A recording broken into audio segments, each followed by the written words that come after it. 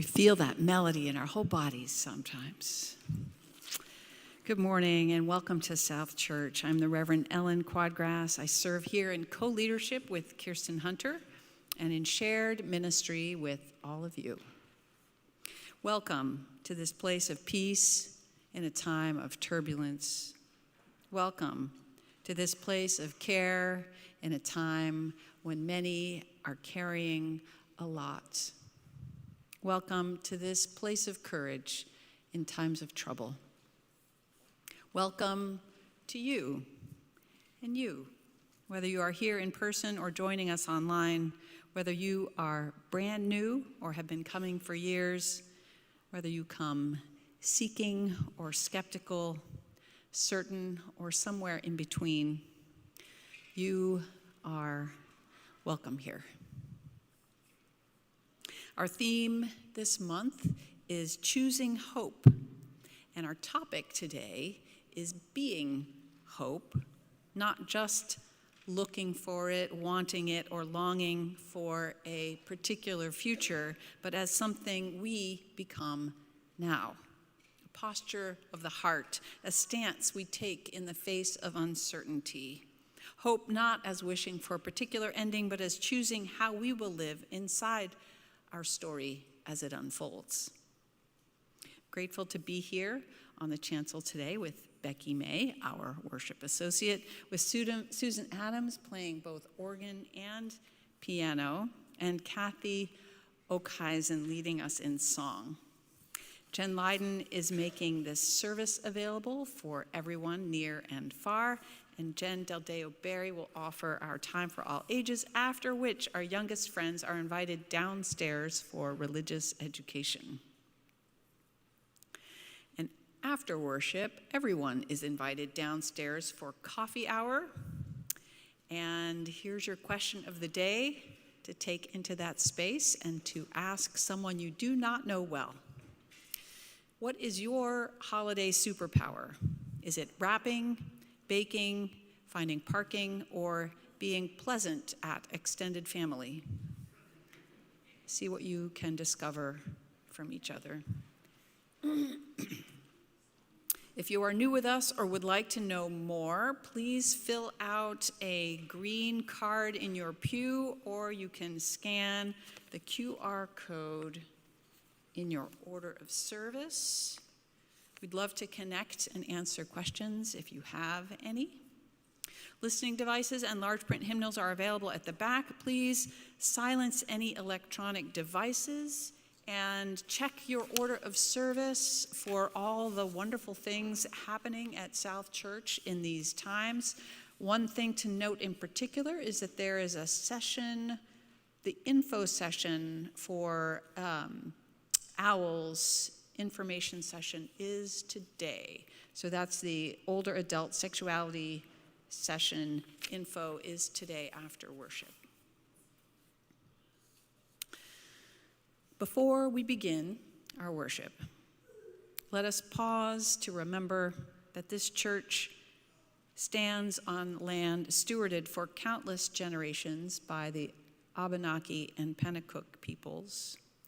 We honor their enduring relationship with this place, and we acknowledge the ongoing impact of colonization, displacement, and broken promises.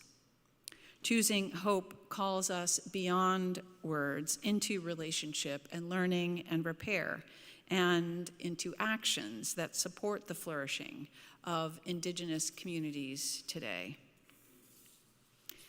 And now, as we move into worship, I invite you to settle your body, soften your shoulders, and listen for the song beneath the noise, the voice deep inside. Voice still and small, deep inside, oh, I hear you call, singing. In dark and rain, sorrow and pain, still you remain singing, calming my fears, quenching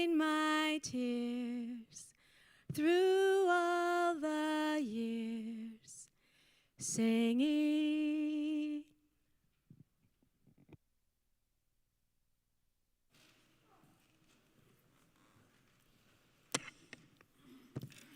Our chalice lighting words this morning are from Cynthia Landrum.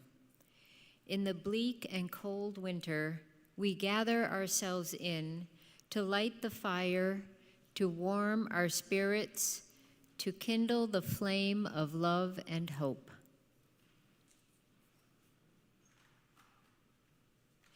And we now light the Advent calendars with these words from Reverend Teresa Nanan Soto. Light now the Advent candle one. The work of waiting has begun. We light for this week candle 2, since love is bringing something new. Light now the Advent candle 3, and people happy songs employ. We light a pink one on this day to signify the light of joy. As we kindle these Advent candles, we also recognize that Hanukkah begins tonight at sundown.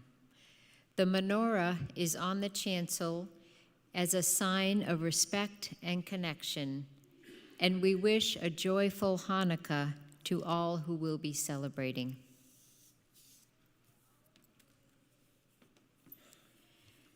Please rise as you're able and willing for our mission statement. At South Church, we nurture spiritual growth through worship, learning, and community. We celebrate the worth and dignity of all people, and we inspire one another to act on our faith in the larger community. Thank you.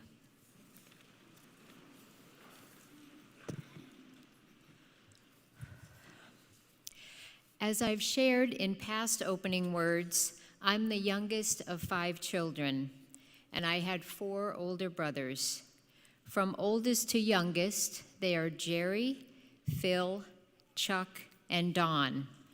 Or as my mother said, when one or all of them were in trouble, Jerry, Phil, Chuck, Don. Suddenly, each of them had a 5-syllable name. After I was born, and was able to get into mischief, my name got added to the end of that fast spring of names. As you can imagine, I had different relationships with each of them, but my brother Phil, the second oldest, and he'd want you to know he has 2 L's on his name. That was a point of contention for him. But he and I were kindred spirits. Although we were 15 years apart in age, we had a lot of connection points. He fostered my early love of folk music. When he left home after high school, he left his guitar behind. And at age 7, I picked it up and started figuring out how to play it. He introduced me to great folk artists, and we spent a lot of time while driving singing harmony to Peter, Paul, and Mary, Joan Baez, Eliza Gilkinson, and many others. Then in the early 70s is when John Denver, Be Still My Heart, was really breaking out in popular music. I was obsessed with all things John Denver, obsessed. When I was 12 or 13, my brother Phil and his wife took me on a winter vacation to Aspen, Colorado. One day we were skiing there. Phil stopped and spoke with one of the ski patrol people. Phil then came over to me and told me that John Denver had actually skied on that ski slope. Can you believe it? Now, I love all my brothers, but that pretty much sealed the deal on the Favorite Brother Award. My brothers and I love each other, but we don't often go deep. Our conversations often include goofy puns, talking about funny family memories, but we haven't traditionally gone far beyond that. As it happens with many siblings, moving into adulthood, Phil and I stayed in touch, but we only saw each other at bigger family gatherings. He had gotten divorced, but he had a good career in hospital food service and was going on cruises in Europe and Mediterranean, meeting all kinds of people. But after our dad died in 2005, we noticed a shift. Phil became more isolated. He had lost his job and was struggling to find another one. And his health was declining. He was now morbidly obese and struggling to manage his diabetes. I tried to connect him with support and assistance in North Carolina, where he now lived, but to no avail. He was open to talking about things, but never took any forward-moving steps. In March of 2009, I received a call from my oldest brother, Jerry, that Phil had passed away. He had been found in his apartment by a neighbor and had passed away alone a few days earlier. His death and the way he died was devastating. After such a loss, losing my kindred spirit brother and the circumstances of his death, where was the hope within that experience? I certainly didn't know. But very luckily for me, that hope came pretty quickly. 2 days after learning of Phil's death, hope came in a text from a dear friend who knew what had happened. She just said, "Let's meet at Fort Foster for a walk." We couldn't meet right away because my wife Bobby and I were heading to North Carolina to meet my oldest brother to help clear out Phil's apartment. Right after I returned home, my friend and I met at Fort Foster on a very chilly, windy March morning. Hope came in her companioning me, literally walking beside me, letting me talk about my memories of him and the incredibly painful images I had of imagining his last days and then going there to clean out his apartment. I felt very vulnerable in sharing that deeply with her, but I was held. The hope came in the silence with her, in the comfort of her just being there. She stood next to me, she cried with me. Of course, it didn't change what had happened, but it loosened the grip of the pain for me. That time together on that chilly morning gave me hope that my strongest memory of him would become the life he had led, not the way he left this life. May his life and his memory be a blessing, and may we be the hope for each other. Thank you. Now please stand as you are able and willing to join in our opening hymn, number 112. And also the words are in the order of service if you'd like to not hold a hymnal.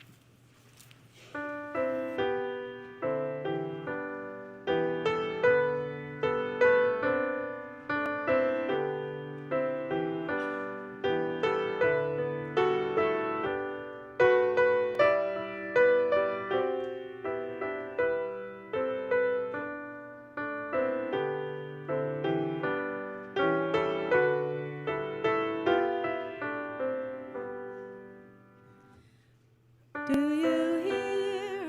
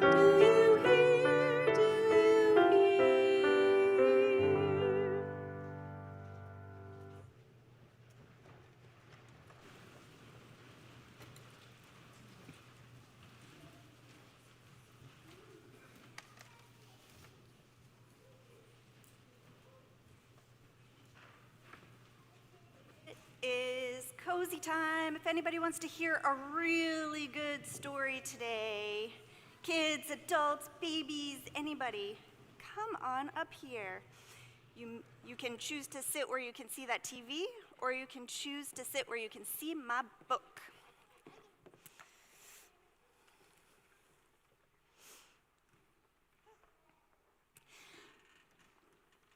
So when we go downstairs, there's some things that we do exactly the same every time, right? First, we go down, we light a chalice, and we say those words where we make the U's with our hands, and then what do we do next?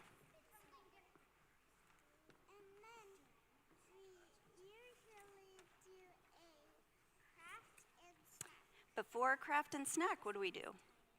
After our opening words, but before craft and snack. Rosebud and thorn. And what does rose mean? Something you're happy about. What's a bud? A bud is something you are looking forward to. Something you're looking forward to. And what's a thorn? Something bad, or something that doesn't feel good. And each person gets a turn to share whatever they want. And what is your job when it's not your turn to share?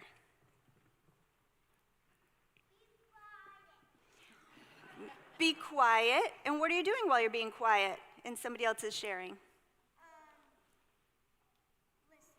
Listening. And why is it so important to listen to the person? Because it takes care of each other. That's right. That's how we take care of each other. Exactly. And all of our nursery babies don't do that because they're not ready yet, but everybody else from preschool right through high school does that every time. So think about that while we have this book, which is called The Rabbit Listened by Cori Doerrfeld.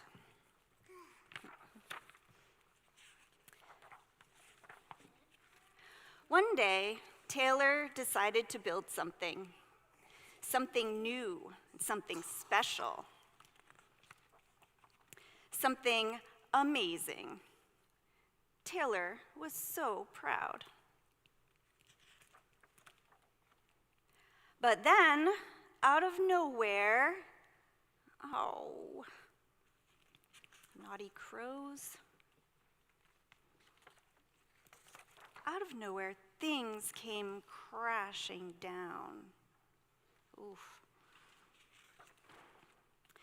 The chicken was first to notice. Cluck, cluck, what a shame. I'm so sorry this happened. Let's talk about it. Cluck, cluck. Can you cluck, cluck like a chicken? Cluck, cluck, cluck, cluck, cluck, cluck.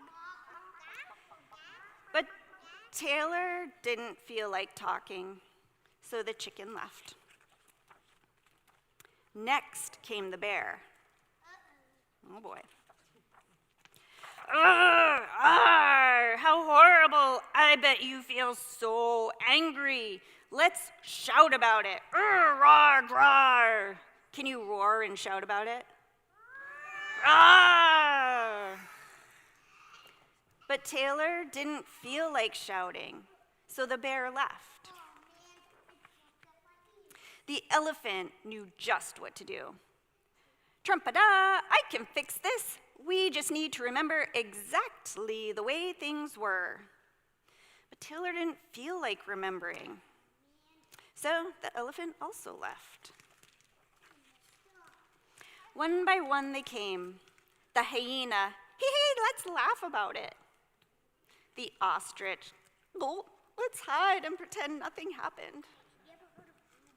The kangaroo, tisk tisk, what a mess, let's throw it all away. And the snake, shh, let's go knock down someone else's. But Taylor didn't feel like doing anything with anybody, so eventually they all left until Taylor was alone. In the quiet, Taylor didn't even notice the rabbit, but it moved closer and closer until Taylor could feel its warm body.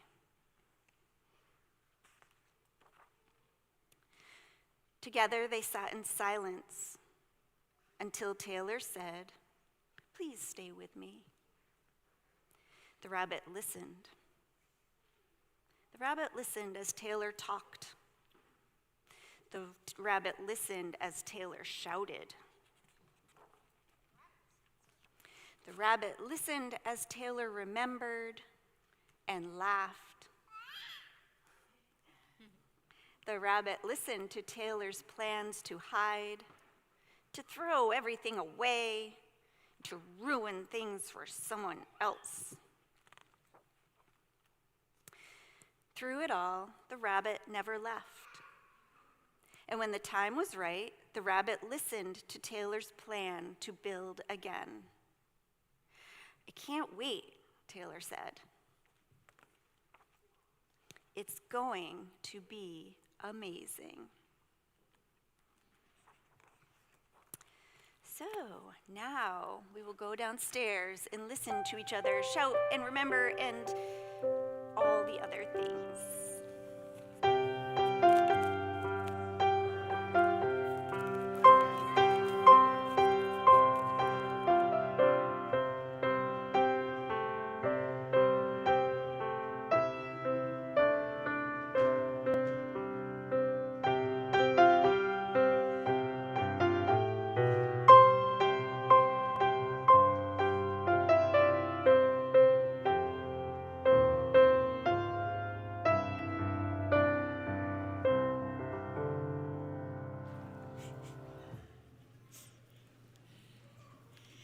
Hello again.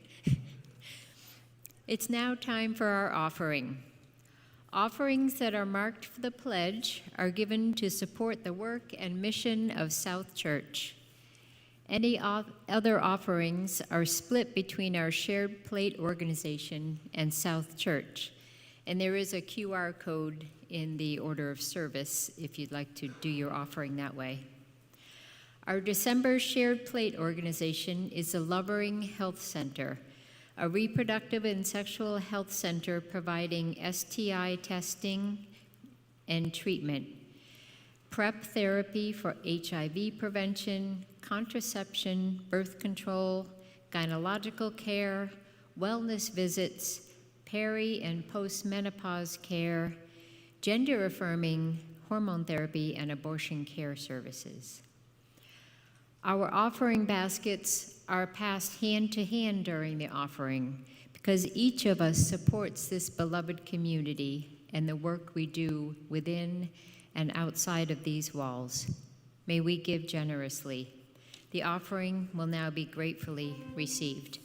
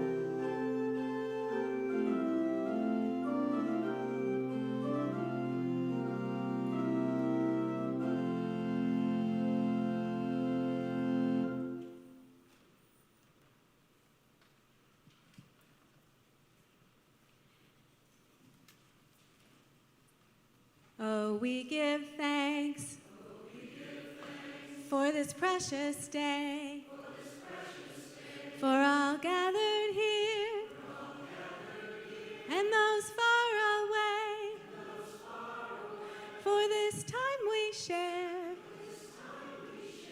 in love and prayer. Oh, we give thanks for this precious day.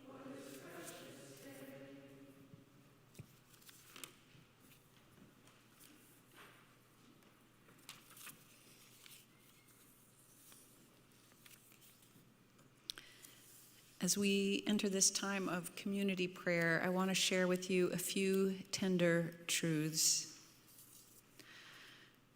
Rebecca Blake's sister, Sarah, passed away on December 11th at 9:30 p.m. Rebecca and her other sister were with her, holding hands with her when she died. Rebecca said she's been so grateful for the support of this community. Please hold her and her family in your thoughts as they process this loss. And on Friday, I stopped by to visit Susie Hamblett, who is surrounded by family right now, holding court, as her daughter put it, because she is now on hospice care. Please hold Susie and Pete in your thoughts and prayers. I know your love and care means a great deal to them. And beyond this room, we hold the Brown University community, where a shooting on campus took the lives of 2 students and wounded many more, and where students, families, faculty, and staff are sitting with shock and fear and grief.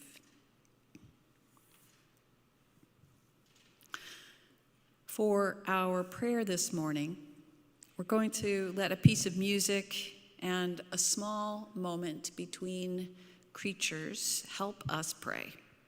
In a moment, you'll see a short video of a man singing to a group of horses and the way they interact. I invite you to notice wildness and tenderness, excuse me, and how creatures sometimes meet each other in unexpected ways.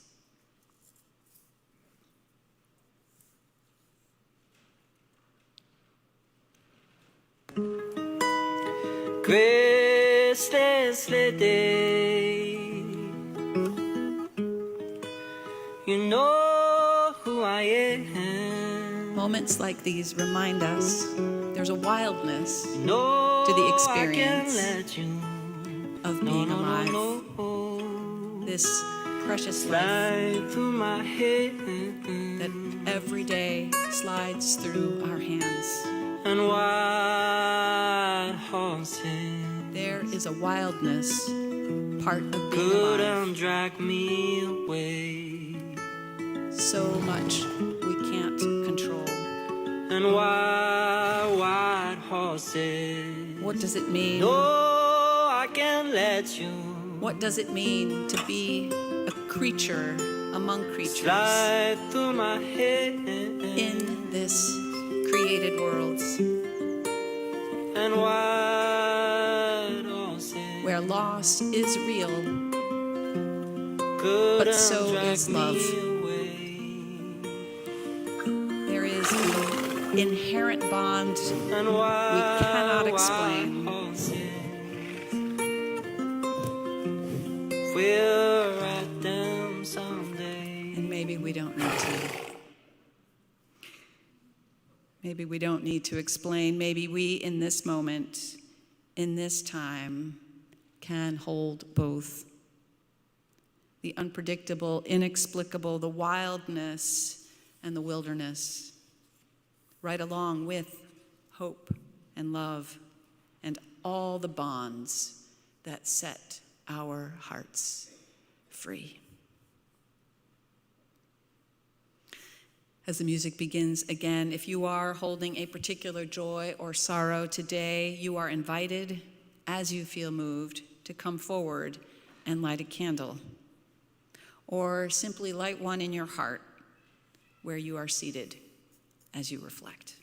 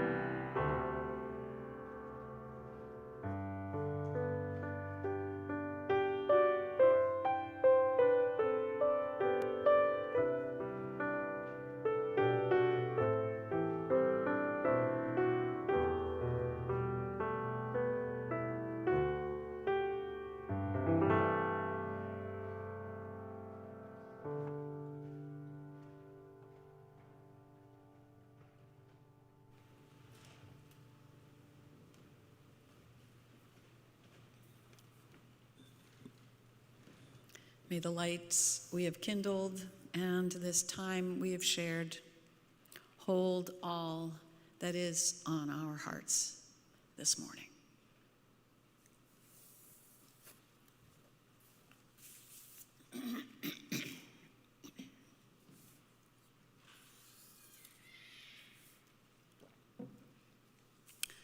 This season pulls on our hopes in 100 directions. There are the close-to-home holiday hopes. I hope this holiday turkey turns out better than that situation we had at Thanksgiving. I hope my niece likes the sweater I picked out for her. I hope CVS doesn't run out of Hanukkah candles like they did last year, and I hope I do not burn the latkes. I hope my grandson does not have another meltdown. I also hope I do not lose it with that family member who does that thing they always do. And I really hope someone notices how hard I am working to make the whole of all of this come together. Or for some of us, the hope looks different. I hope the quieter parts of the season feel spacious, not lonely. I hope the simple plans I have will feel enough. I hope there'll be at least one moment that feels quietly right. And I hope people stop asking me so brightly, so what are you doing for the holidays? And I'm never quite sure what to say. And then there are the bigger hopes. I hope my neighbors write that support for this administration is finally starting to crack. I hope the next election will decisively turn this frightening tide. I hope those I'm worrying about stay safe, and I hope that I will sleep better soon. Underneath it all, there's often a quieter story. If we can finally get it all right this time, the tension with that relative will dissolve. The depression will lift. The anxiety will quiet. The world will be okay, just for a bit. We can snap a picture in our minds and on our phones and say, there, at least I have that. And while I will tell you, I want you to have sweet, spacious, wonderful, and picture-worthy holidays. At the same time, I've noticed what happens in me when I grip that kind of hope a little too tight. Instead of comfort, I feel pressure to make everyone happy, to make it all come out right, to hold the world together with my own bare hands. And then hope stops feeling so hopeful.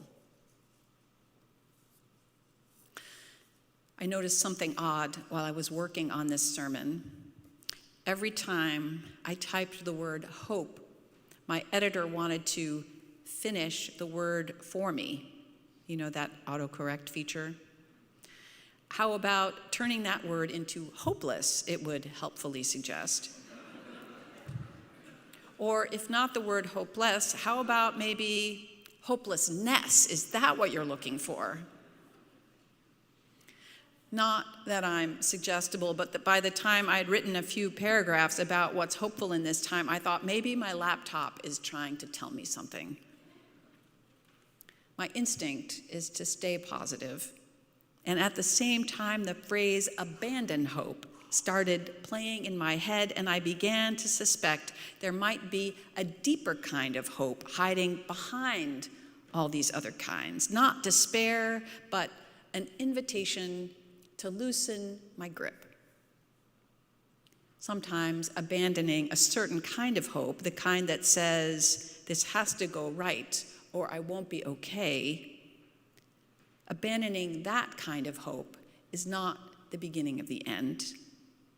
It can be the beginning of a new way, a way that lets us look honestly at the parts of life that are hard and unruly and unpredictable without deciding that we or anyone else are failures because of it. Because even when things go the way we hoped, life does not sit still for us. The turkey may be perfect, the table beautiful, the conversation surprisingly kind, and then something comes along and knocks the whole thing over anyway. Sometimes literally, like in our Time for All Ages, sometimes emotionally, sometimes in the news we get when we wake up the following day. And it happens not necessarily because it's your failing or theirs. It happens because life simply is wilder than any of our carefully built plans. Wilder than our holiday schedules, wilder than the stories we tell ourselves about how it's supposed to go, wilder than our political strategies. There is a streak of wildness in the world that we cannot tame. And there's a streak of wildness in each of us, too. In our kids and our grandkids, our partners and siblings, that irrepressible, sometimes inconsolable part that will not behave according to script. So letting go of that old, exhausting version of hope, the one that promises, if I do it all right, it will all go right, makes room for a deeper practice. Not making life behave, but staying present in the midst of it, as it is. Like in our Time for All Ages, life toppled the tower, but steady presence beside the rubble became its own kind of hope. There's another movement we're invited into this time of year, right beside the untamable wildness, and that is the stillness. A friend of mine said recently, looking out at bare branches the other day, what a strange time. As the natural world goes quiet, we humans rev up more. The days are short, the trees are bare, animals are curling in, and somehow we've made this the busiest time of the year. What are we avoiding, she wondered, and what might we be missing? What would happen if we let even a bit of this time's stillness reach us where we need it? In these days of growing dark with snow on the ground and so much under the surface, we know it's in the dark and still and deep that new life, new hope begins to germinate. I think of a friend who's going through a painful divorce right now. He told me that the angel in his life right now is his dog. The dog does not keep asking, "What are you doing for the holidays?" The dog also does not say, "It'll be just great, you'll see." This small creature simply sits beside him, breathes with him, and stays. Maybe a little like Becky's friend who took her for that freezing walk and simply listened, or like the rabbit in our story who stays through ranting, raging, talking, tears until something in Taylor was ready to begin again. That's another picture of being hope, not taming the wildness, but keeping a heart from hardening, one quiet, steady presence at a time. But in these times, our hopes and fears don't just surface around families and holidays. Many of you are out in the community right now, the wider community, standing up for values we hold dear: democracy, inclusion, care for the vulnerable, freedom to live and love without fear.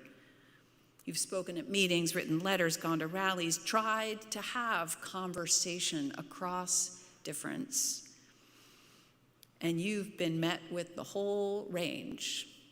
People told some stories at the Unity Hub event the other day, encountering polite avoidance, frozen silence, stonewalling, and outright aggression. We live in a volatile age. There's unprocessed fear and leaders who just amplify it, showing others by example to live from that same ancient part of our wild, reactive animal brains. Reactivity is contagious, and it spreads. Flight, fawn, freeze, fight.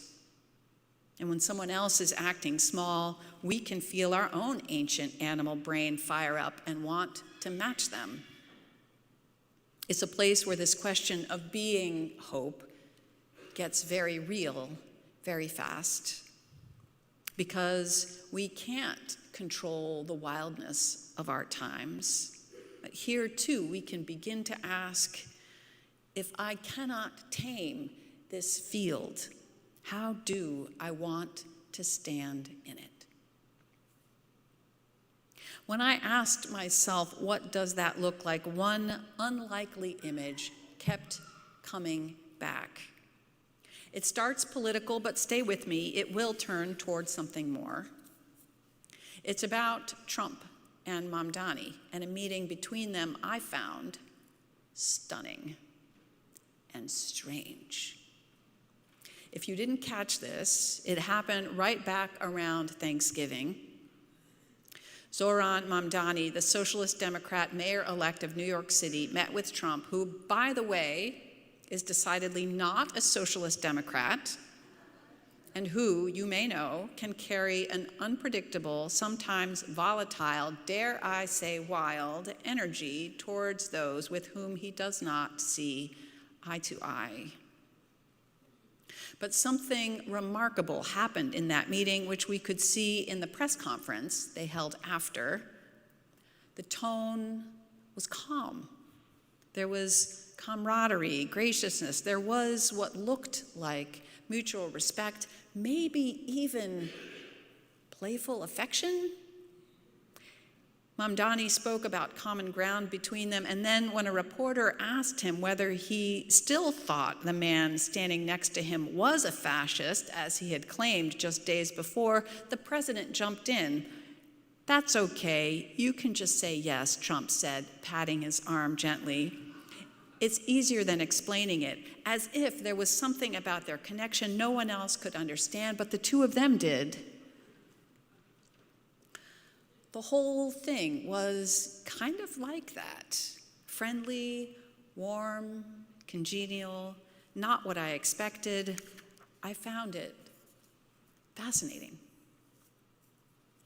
Commentators had different takes on just what happened there, but the one I liked best was from writer Kristen Schultz, who framed the conversation through something she called field dynamics, but to simplify, what she saw was Mamdani stepping into an energy field that is usually chaotic and combative and simply refused to match it.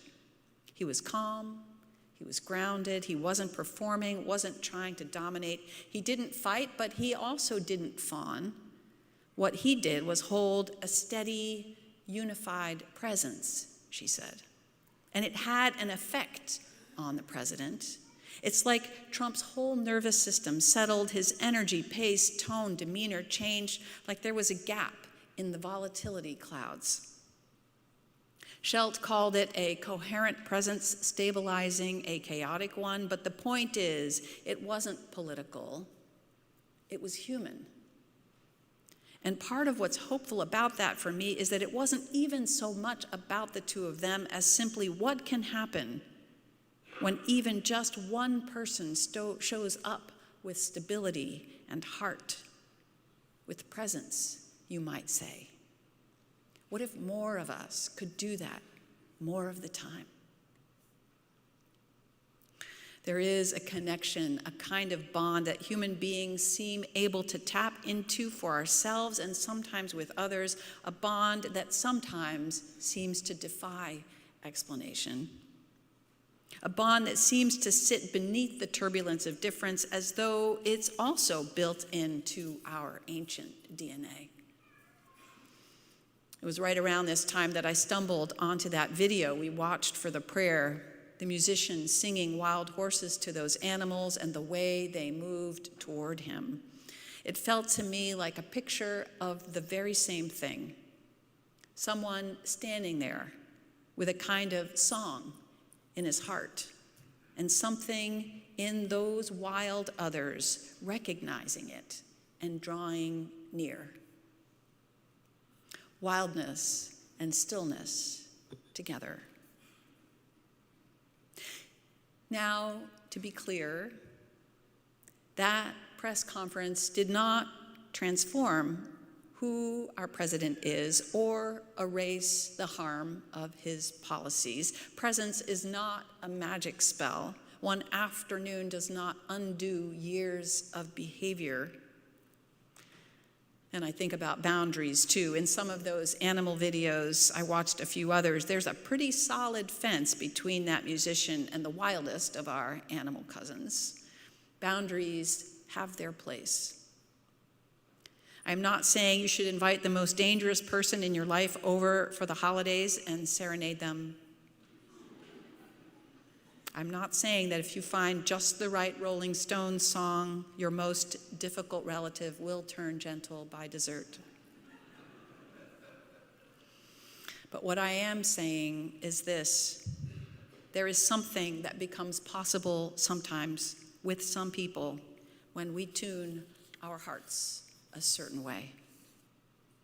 Our steadiness, our willingness to stay present without collapsing and without attacking can begin to shift the atmosphere around us. Reactivity may well be contagious, but so is groundedness, so is compassion, so is a calm, clear heart. It can show up in a rabbit sitting beside a devastated boy, in a dog beside a broken-hearted man, a friend who takes you for a freezing walk and listens without fixing. It can show up around kitchen tables, at town meetings, in hospital rooms. We can't control everything that may get knocked down this season. We can't control what other people do, but we can choose how we will stand in the midst of it. Whether we mirror the chaos or become a small, precious center of gravity. We can choose to be, in our own very human, very creaturely way, a coherent presence in this very wild and very precious world. And that choosing, lived out in bodies and breath and boundaries and love, is what it means to be. May it be so. Amen. And let us join together for our closing song. It is in your order of service. There's an insert with all the lyrics, and Cathy will lead us. Please rise in body or in spirit.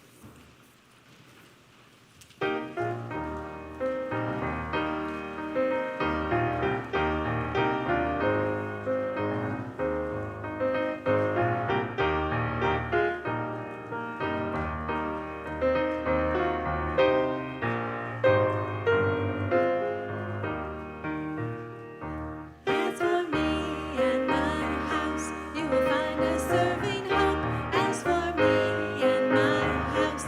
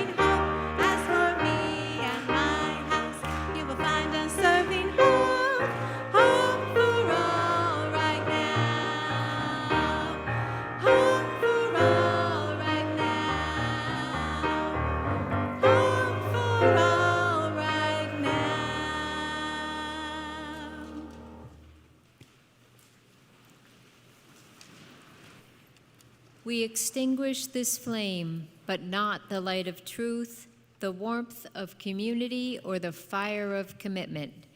These we carry our hearts and out into the world until we are together again.